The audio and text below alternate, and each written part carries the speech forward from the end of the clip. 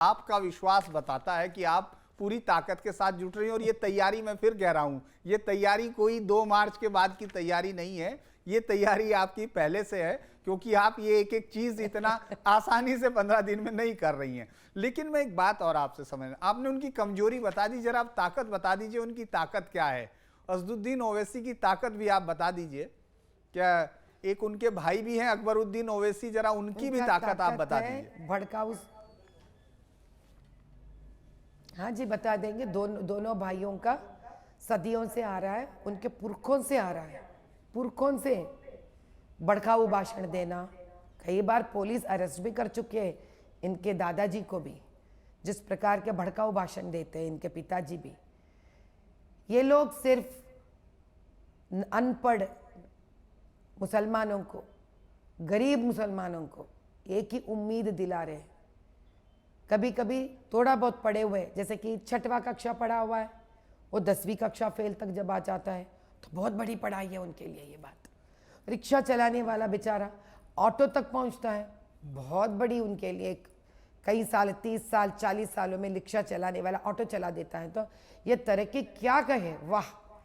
ऐसे सारे लोगों को इकट्ठा कर कर ये लोग जिस प्रकार के भड़काऊ भाषण देकर उनको यही एक दिल में एक विष का बीज बोझ दिए लोग, ये कहकर कि हम आप लोग इस धरती पे यहाँ पर भारत देश में जी सक रहे इसीलिए क्योंकि मैं मुसलमानों के लिए ठहरा हूं और हिंदुओं के लिए मैं नफरत दिखाता हूं। जितने ज्यादा गालियां ये हिंदू देवताओं को, देवियों को देते हैं, हमारे संस्कार और संस्कृति पे देते आएंगे, ये मुसलमान भाई समझते हैं अरे वाह, अकबर भाई में बहुत हिम्मत है, असदुद्दीन भाई में बहुत हिम्मत है, ये लोग देखिए हमारे लिए हिंदुओं को गाली दे रहे हैं।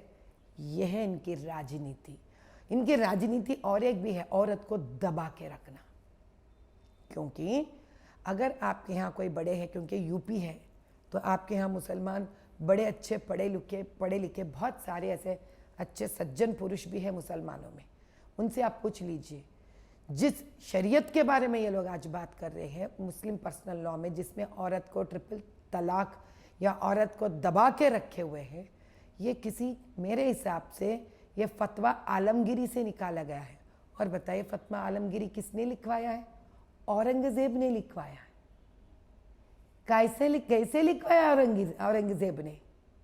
एक 500 लोगों को अरब से लेके आकर, एक 100 लोगों को इराक से लेके आकर, एक 100 लोगों को पाकिस्तान के उस गढ़ के वहां से लेके आकर, पता नहीं कहां कहां से लोगों को, मर्दों को लेके आकर बिठाकर औरतों को तबाह करने के लिए फतवा पढ़ लीजिए। कोई पढ़ सकते हैं तो पढ़वाइए कोई मुसलमान ऐसे सज्जन महापुरुष से जिनको समझ में आता है। इंग्लिश में, उसके अंग्रेजी में ट्रांसलेशंस भी है।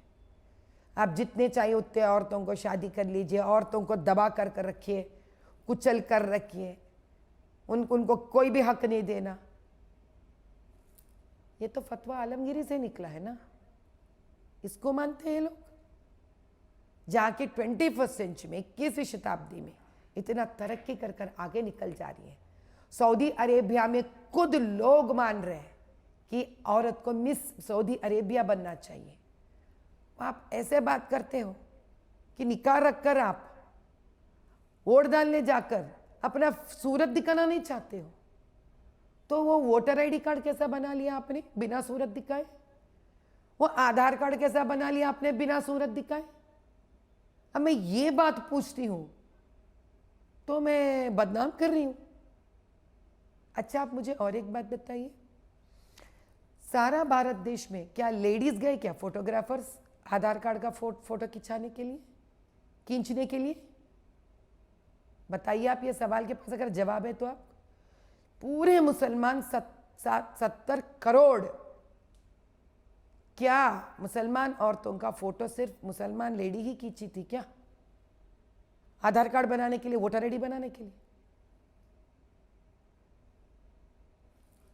ये सवाल हम पूछते हैं, सच को बाहर निकालते हैं तो उनको खटकेगी ना भैया। क्यों?